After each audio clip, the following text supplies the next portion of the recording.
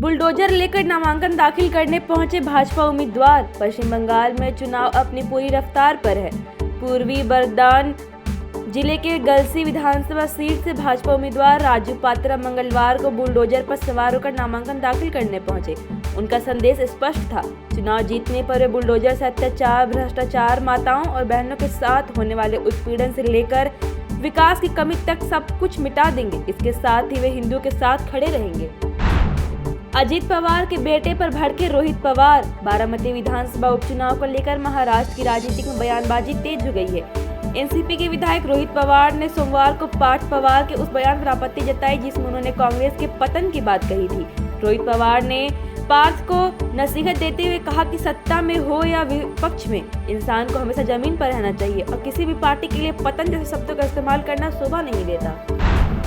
हेमंत की पवन खेड़ा को चुनौती, पत्नी पर आरोपों से भड़के सीएम। असम के मुख्यमंत्री हेमंत बिस्वा शर्मा और कांग्रेस नेता पवन खेड़ा के बीच छिड़ी जुबानी जंग अब एक बेहद गंभीर मोड़ पर आ गई है। मुख्यमंत्री शर्मा ने अपनी पत्नी पर लगाए गए भ्रष्टाचार के आरोपों पर पवन खेड़ा को दो टूक चेतावनी दी है। शर्मा ने कहा कि अगर खेड़ा पाताल में भी जाकर छिप जाते हैं तो असम पुलिस उन्हें वहां से भी ढूंढ कर निकालेगी।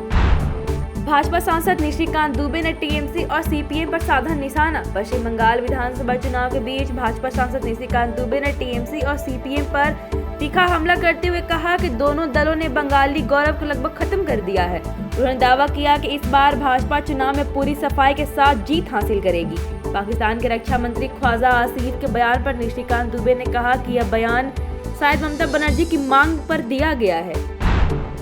केंद्रीय मंत्री ने ममता बनर्जी पर घुसपैठ बढ़ाने का आरोप लगाया। केंद्रीय मंत्री बी संजय कुमार ने पश्चिम बंगाल की मुख्यमंत्री ममता बनर्जी पर गंभीर आरोप लगाए हैं। उन्होंने कहा कि राज्य में वोट बैंक की राजनीति के लिए अवैध घुसपैठ को बढ़ावा दिया जा रहा है। उन्होंने दावा किया कि बांग्लादेश से आने वाली घुसपैठ देश की सुरक्षा के लिए खतरा है। साथ ही आरोप लगाया कि सीमा पर बाड़ लगाने के काम में भी बाधा डाली जा रही है। Thank you so much for watching this video. Don't forget to like, comment, share, and subscribe.